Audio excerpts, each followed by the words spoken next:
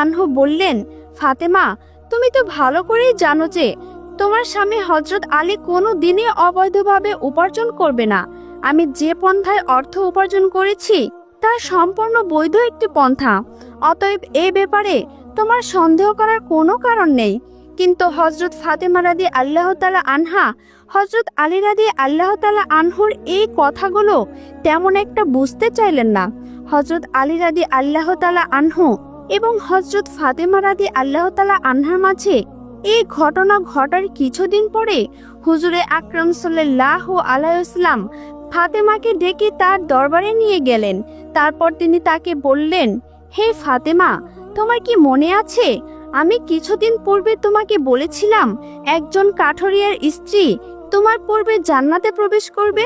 হযরত ফাতেমা রাদিয়াল্লাহু তাআলা আনহা বললেন, আব্বাজান, অবশ্যই আমার মনে আছে এবং আমার সেই কাঠুরিয়ার স্ত্রীর সাথে সাক্ষাৎ করার জন্য অধীর আগ্রহে ব্যাকুল হয়ে রয়েছি।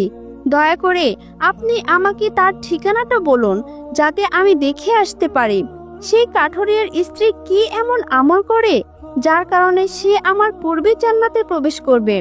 তখন রাসূলুল্লাহ সাল্লাল্লাহু আলাইহি ওয়াসাল্লাম তাকে বললেন, ফাতেমা, অমুক এক বিরান জায়গায় কাঠুরিয়া ও তার স্ত্রী বসবাস করে, তুমি যাও তার সাথে দেখা করে আসো। রাসূল সাল্লাল্লাহু আলাইহি ওয়াসাল্লামের কাছ থেকে ফাতেমা রাদিয়াল্লাহু তাআলা আনহা সেই ঠিকানা পেয়ে তার সাথে সাক্ষাৎ করার জন্য রওনা করলেন। যখন তিনি কাঠুরিয়ার বাড়িতে এসে পৌঁছালেন তখন হযরত ফাতেমা রাদিয়াল্লাহু তাআলা আনহা সালাম দিয়ে বললেন, বাড়িতে কি কেউ আছেন? আমি নবীর মেয়ে ফাতেমা বলছি, আমি কি ভেতরে আসতে পারি? বাড়ির ভেতর থেকে আওয়াজ আসলো, আমার পরম সৌভাগ্য যে আমার বাড়িতে নবীর মেয়ে হযরত ফাতেমা রাদিয়াল্লাহু তাআলা আনহা আগমন করেছে। হে আল্লাহর নবীর মেয়ে ফাতেমা, আপনি বলুন কেন আপনি আমার বাড়িতে আগমন করেছেন? তখন ফাতেমা রাদিয়াল্লাহু তাআলা আনহা বললেন, আমি আপনার সাথে দেখা করতে চাই, দয়া করে আমাকে ভিতরে আসার অনুমতি দিন।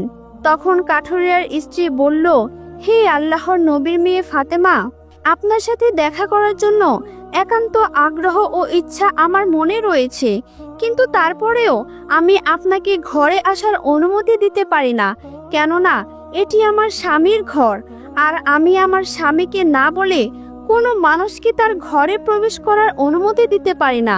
দয়া করে আপনি আগামীকালকে আসবেন, আমি আমার স্বামীর কাছ থেকে আপনার ব্যাপারে অনুমতি নিয়ে রাখব। যদি আমার স্বামী অনুমতি দেন তবেই কেবল আপনাকে ঘরে প্রবেশ করার অনুমতি দিতে পারবো।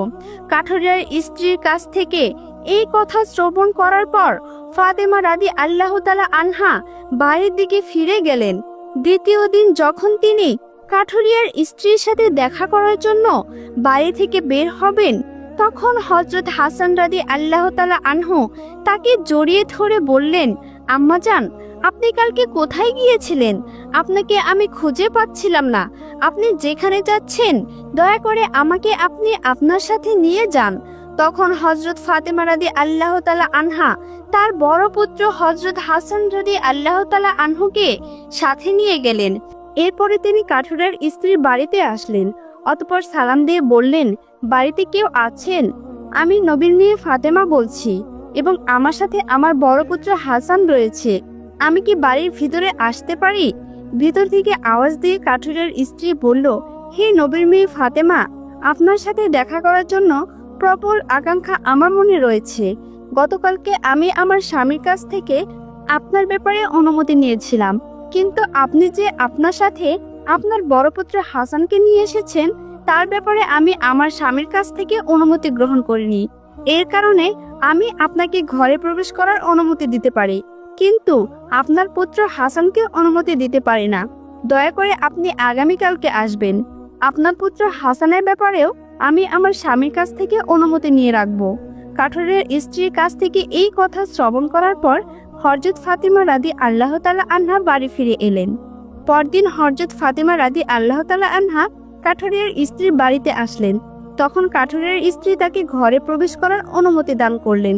হযরত ফাতেমা রাদিয়াল্লাহু তাআলা আনহা কাঠুরিয়ার ঘরে প্রবেশ করে দেখলেন কাঠুরিয়ার স্ত্রী বসে আছেন এবং তার সামনে রাখা আছে একটি লাঠি, এক গাছ রশি এবং একটি পাত্রে এক পাত্র পানি।